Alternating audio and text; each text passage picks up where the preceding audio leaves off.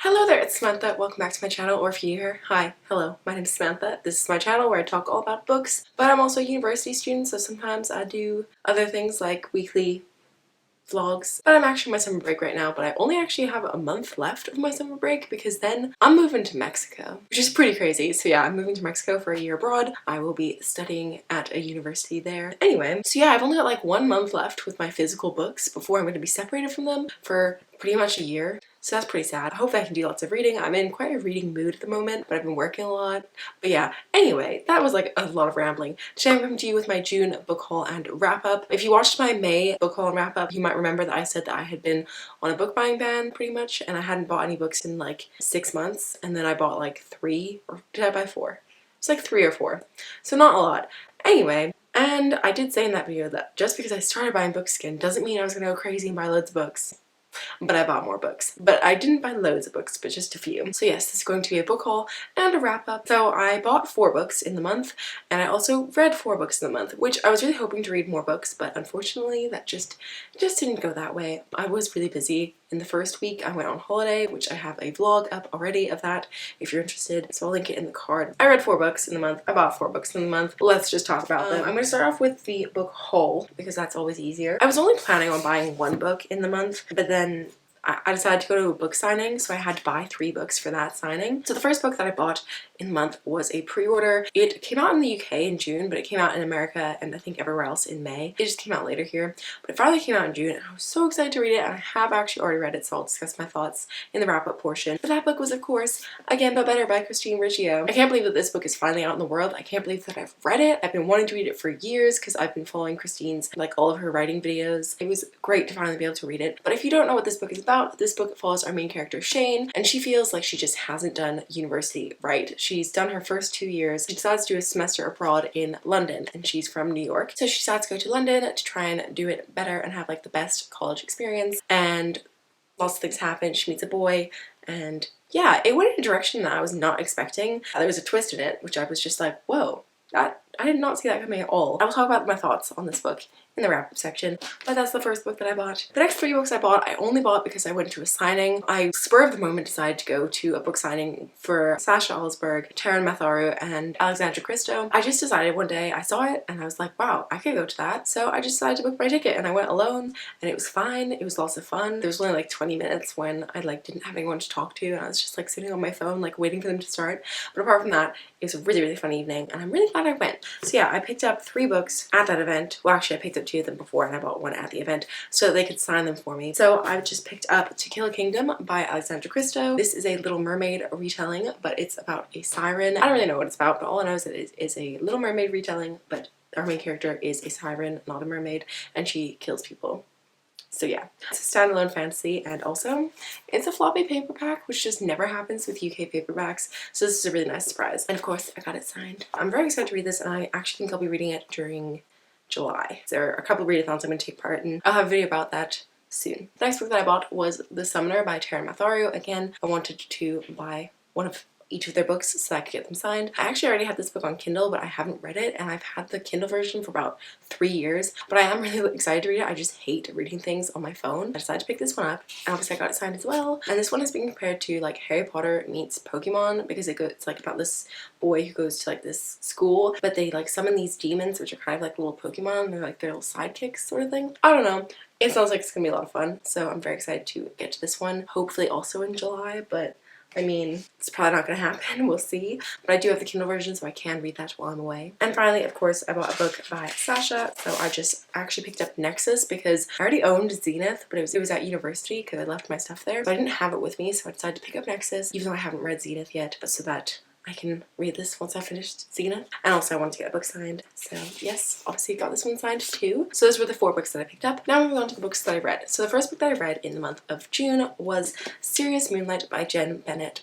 I love Jen Bennett's books. This is the 3rd book I've read by her. She writes these really cute contemporary books, but she also deals with darker themes within them. So it's not just light and fluffy, it also has a bit more substance to it. This book follows the main character Birdie, who has lived with her grandparents for a long time and has had a really sheltered life.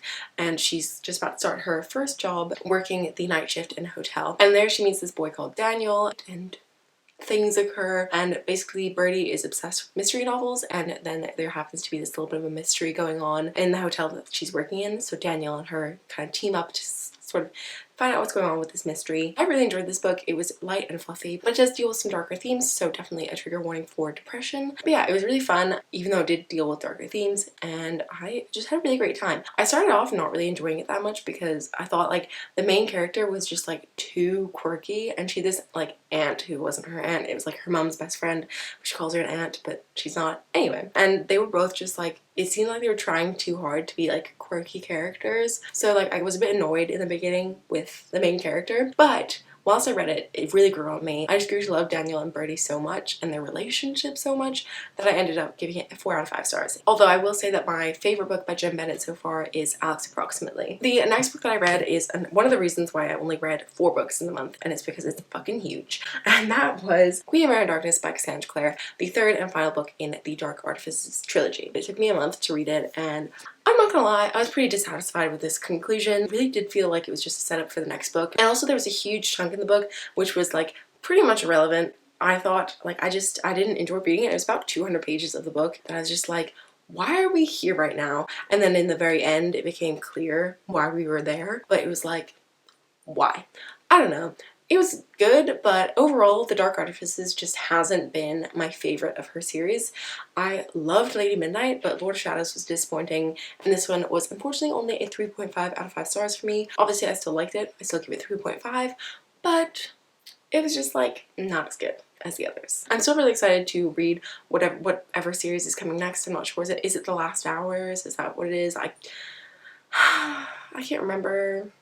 There's too many of her series right now, so who knows. The next book that I read in the month was Again But Better by Christine Riccio, and I already talked about the plot of this, so I'm not going to go into the plot again, but I really enjoyed this book. I ended up giving it a 4 out of 5 stars, and the reason I knocked it down a star was because, and I've heard other people say this too, and I thought they're being ridiculous. That's not something you should critique on, but I have to agree that the main character, Shane, is just too much. She's too similar to Christine.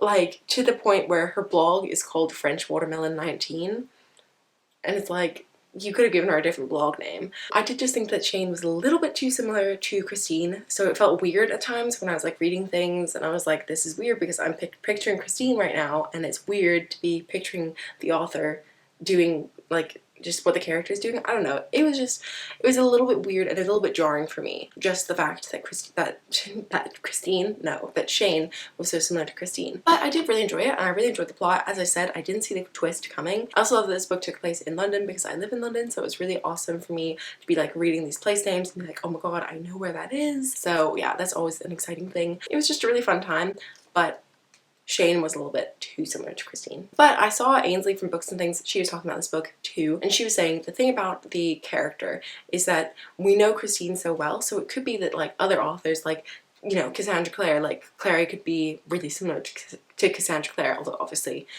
Clare is 16 and Cassandra Clare is not 16, you know, it's things like that. So it could just be that because we know Christine so well from her channel that it's really easy to see the similarities, but because we don't know other authors as well, it could be that they are like their characters but we just don't know it. I don't know if you're gonna accept my reasoning for knocking it down a star, but I still really enjoyed it, so yeah. And the final book that I read in June, I finished the other day, and I'm so happy I decided to reread this book, but I finally reread Throne of Glass by Sarah J. Maas, and I loved it. I was so shocked because I read this book for the first time in 2014 and it instantly became one of my favorite books. And I was thinking, you know, I've grown a lot since then. I was 15 at the time and I'm 20 now, which is just weird, but okay. So I was thinking there's no way I'm gonna like this book as much as I did, but I ended up having such a fun time, and it could be like the nostalgia factor as well, but I loved it. And I ended up giving it 5 out of 5 stars the second time around. But if for some reason you don't know what this book is about, this book follows our main character, Selena Sardathian, who is an assassin. She's the best assassin that there is, but in the beginning of this book, she's in a slave camp. But she gets given the opportunity to leave the slave camp, but she has to do a competition